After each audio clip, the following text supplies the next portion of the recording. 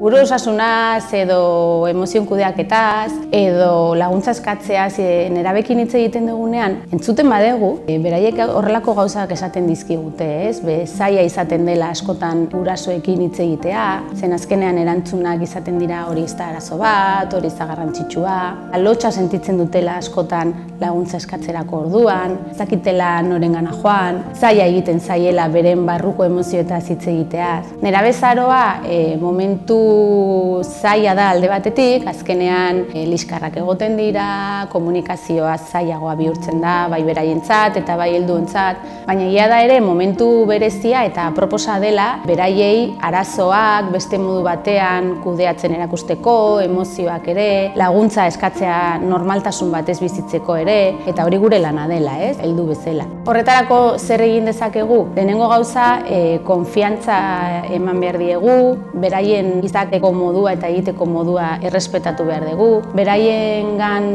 konfiantza ezin dugu galdu, komunikazioa ere eskaini behar diegu, emozioen inguruan hitz egin, onartu eta aukerak eman.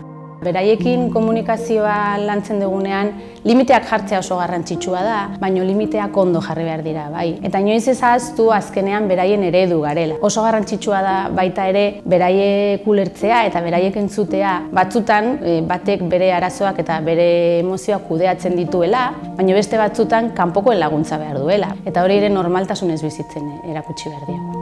Askotan galdetzen diguzue beraiengana nola gerturatu, beraiek komunikazio hori nola landu, ez? Beraiek ez badute nahi. Nik beti esaten dizuet berdina eta oso garrantzitsua da.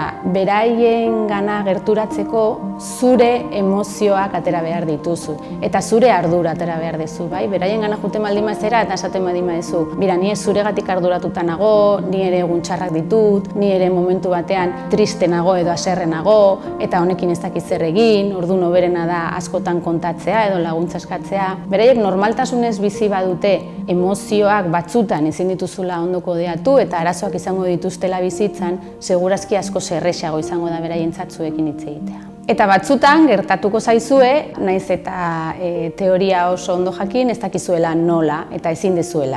Zuentzako ere laguntza dago, zuentzako ere garrantzitsua da jakitea batzutan ezingo dezutela komunikazio hori edo gerturaketa hori lortu eta horretarako ere profesional baten laguntza oso garrantzitsua izan daitekeela momentu batean. Zuek ere joan, zuek ere landu eta zuen barrukoak ere atera beraiengana heltzeko.